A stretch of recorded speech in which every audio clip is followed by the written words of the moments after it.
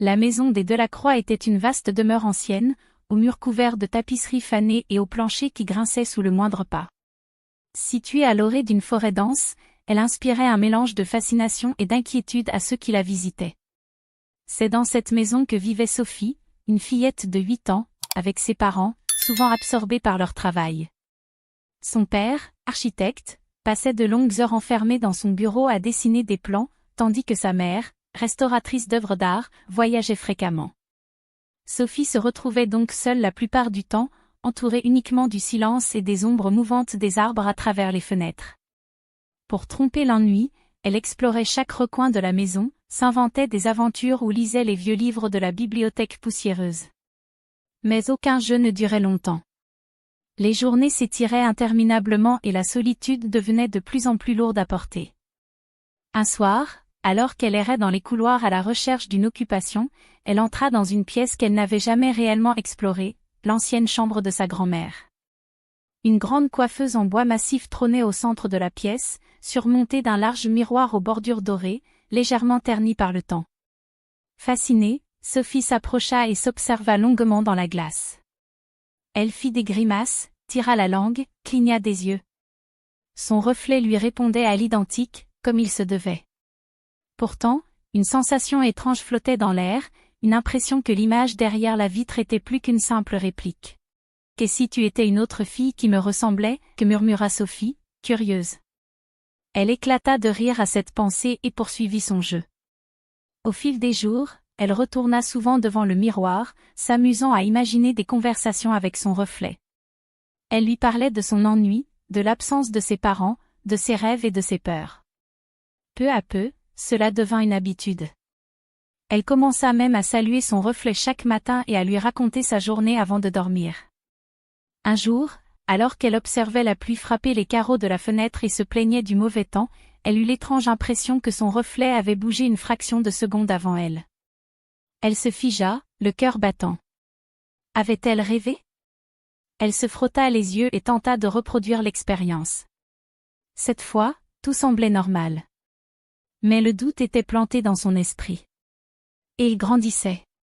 Quelques jours plus tard, alors qu'elle s'approchait du miroir pour lisser une mèche rebelle, elle vit quelque chose d'inexplicable. Son reflet souriait, avant elle. Pas un sourire synchronisé, mais un sourire légèrement anticipé, comme si son image dans la glace savait ce qu'elle allait faire avant même qu'elle ne bouge. Sophie recula brusquement, son souffle coupé. « Ce n'est pas possible, murmura-t-elle. Elle voulut appeler ses parents, mais la raison lui souffla qu'il n'allait pas la croire. Ce n'était qu'un jeu, une illusion de son imagination débordante. Alors, elle prit son courage à 2 mains et revint devant le miroir. Cette fois, elle fit un test, elle leva lentement la main droite, observant chaque microseconde de son reflet. Rien d'anormal. Son reflet imitait parfaitement chacun de ses mouvements. « Que je deviens folle » pensa-t-elle. Pourtant, au fond d'elle, une sensation étrange persistait. Les jours passèrent et Sophie reprit son habitude de parler à son reflet, mais elle était plus attentive, plus méfiante. Puis un soir, alors qu'elle murmurait des secrets à son double derrière la glace, elle jurerait avoir entendu un murmure lui répondre. Un son si faible, si imperceptible qu'elle se demanda si ce n'était pas son imagination. Elle passa le bout des doigts sur la surface froide du miroir, cherchant une explication rationnelle. Son reflet la fixait toujours, un air indéchiffrable sur le visage. « Qui es-tu » souffla Sophie, à mi-voix. La pièce resta silencieuse. Pourtant, elle était persuadée que quelque chose venait de changer. Comme si son reflet était conscient. Cette nuit-là, elle dormit mal. Son esprit repassait en boucle la scène. Elle avait entendu un son. Était-ce un simple bruit de la maison, le vent, ou quelque chose d'autre? Plus elle y pensait, plus elle frissonnait. Pourtant, elle ne put s'empêcher d'y retourner dès le lendemain.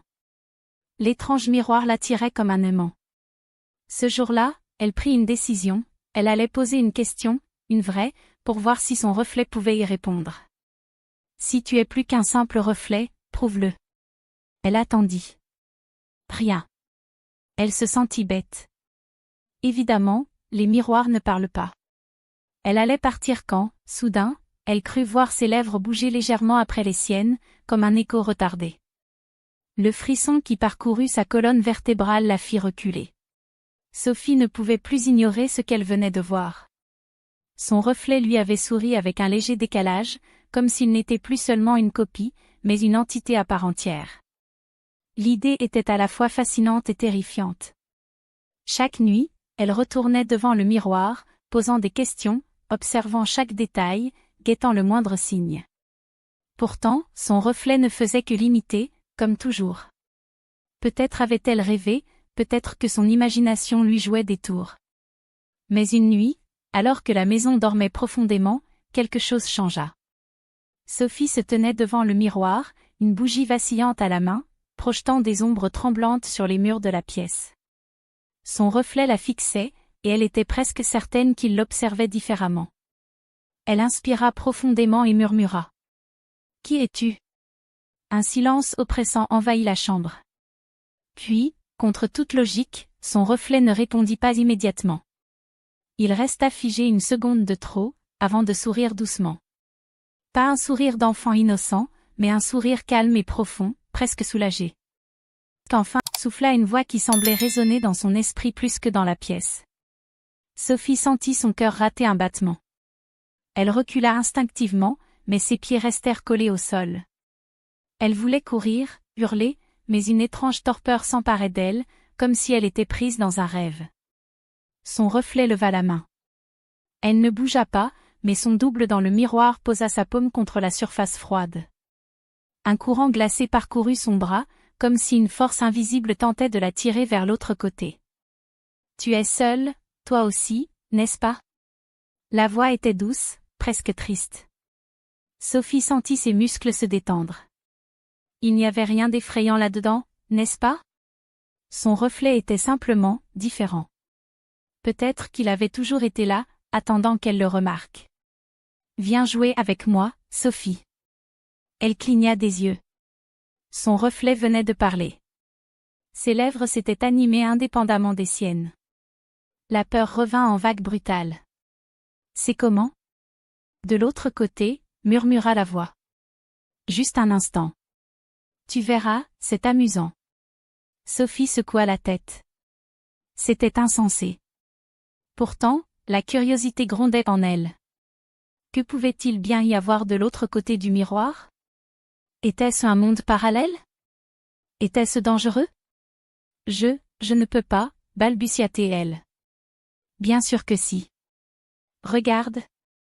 Son reflet leva la main, et cette fois, Sophie vit une chose terrifiante, il ne portait plus le même pyjama qu'elle. L'enfant dans le miroir était habillé différemment, avec une robe blanche légère, alors qu'elle-même portait une chemise de nuit bleue.